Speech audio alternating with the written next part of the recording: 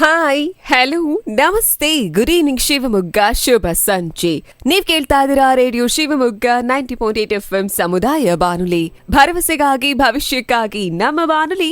ಇದು business bus ಕಾರ್ಯಕ್ರಮ ನಡೆಸ್ಕೊಡ್ತಾ ಇರೋದು ನಾನು ನಿಮ್ಮ RJ ಅರ್ಪಿತಾ. ಎಲ್ರು ಹೇಗಿದ್ದೀರಾ? ಆರಾಮಾಗಿದ್ದೀರಾ? ಕಾಫಿ ಟೀ ಆಯ್ತಾ? ಏನ್ ಸಮಾಚಾರ? ನಾನಂತೂ ಕಾಫಿ ಕುಡ್ಕೊಂಡು ಕಾರ್ಯಕ್ರಮ ನಡೆಸ್ಕೊಳ್ಳೋಣ ಅಂತ ಬಂದಿದ್ದೀನಿ. ಹಾಗೆ ಬಿಸ್ನೆಸ್ ಬಸ್ ಕಾರ್ಯಕ್ರಮಕ್ಕೆ ನಿಮ್ಮೆಲ್ರಿಗೂ ಸ್ವಾಗತಿಸ್ತಾ, ನಮ್ಮ ಕಾರ್ಯಕ್ರಮದಲ್ಲಿ ಪ್ರತಿ ಒಂದು ದಿನ ಕೂಡ ಒಂದಲ್ಲ ಒಂದು ಬಿಸ್ನೆಸ್ ಬಗ್ಗೆ ಮಾತಾಡ್ತಾನೆ ಇರ್ತೀವಿ, ಹಾಗೆ ಮಾಹಿತಿಯನ್ನ ಕೂಡ ಕೊಡ್ತಾನೆ ಇರ್ತೀವಿ. ಪ್ರತಿಯೊಂದು ಬಿಸ್ನೆಸ್ ಕೂಡ ಡಿಫ್ರೆಂಟ್ ಆಗಿರುತ್ತೆ, ಹಾಗೆ ಬಿಸ್ನೆಸ್ ಮೆನ್ಗಳ ಅನುಭವ ಕೂಡ ವಿಭಿನ್ನವಾಗಿರುತ್ತೆ. ಇವತ್ತು ಕೂಡ ಒಂದು ಬಿಸ್ನೆಸ್ ಬಗ್ಗೆ ಮಾತಾಡೋಣ ಅಂತ. ಏನಪ್ಪಾ ಅಂದ್ರೆ, ದೇಶ ಸುತ್ತು ಕೋಶ ಓದು ಅಂತ ಹೇಳ್ತಾರೆ. ಪುಸ್ತಕಗಳು ಒಳ್ಳೆ ಸ್ನೇಹಿತ ಅಂತ ಕೂಡ ಹೇಳ್ತಾರೆ. ಪುಸ್ತಕ ಓದೋದ್ರಿಂದ ಸಾಕಷ್ಟು ಆರೋಗ್ಯಕರ ಪ್ರಯೋಜನಗಳು ಕೂಡ ಇದೆ. ಹೀಗೆಲ್ಲ ಇರುವಾಗ ಎಲ್ಲಿ ಪುಸ್ತಕ ಕೊಂಡ್ಕೋಬೇಕು, ಯಾವ ಪುಸ್ತಕಗಳನ್ನ ಓದಬೇಕು ಅಂತ ಕನ್ಫ್ಯೂಷನ್ಸ್ ಸಾಕಷ್ಟು ಜನಕ್ಕೆ ಇರುತ್ತೆ. ಅದಕ್ಕಾಗಿ ಇವತ್ತು ನಮ್ಮ ಬಿಸ್ನೆಸ್ ಬಸ್ ಕಾರ್ಯಕ್ರಮದಲ್ಲಿ ಬುಕ್ ಈ ದುನಿಯಾದ ಬಗ್ಗೆ ಮಾತಾಡೋಣ ಅಂತಾರೆ.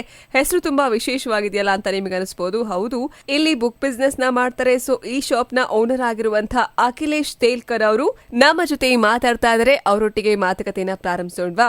ಸರ್ ನಮಸ್ತೆ. ನಮಸ್ಕಾರ ಎಲ್ಲರಿಗೂ. ನಿಮಗೆ ಈ ಕಾರ್ಯಕ್ರಮಕ್ಕೆ ಆತ್ಮೀಯ ಸ್ವಾಗತ ಸರ್.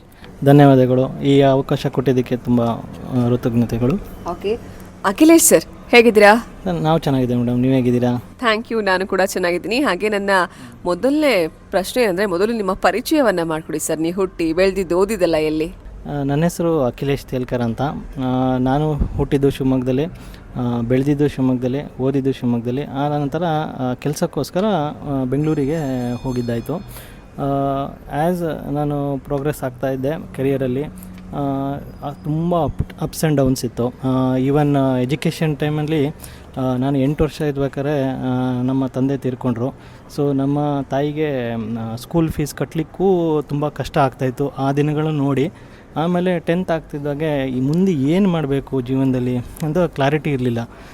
ಹಾಗೂ ಹೀಗೂ ನನ್ನ ಡಿಪ್ಲೊಮೋನ ಕಂಪ್ಲೀಟ್ ಮಾಡಿ ದೆನ್ ಒಂದು ಜಾಬ್ ಆದರೆ ಫ್ಯಾಮಿಲಿನ ಸಪೋರ್ಟ್ ಮಾಡ್ಬೋದು ಅನ್ನೋ ದೃಷ್ಟಿಯಿಂದ ಬೆಂಗಳೂರಿಗೆ ಹೋದೆ.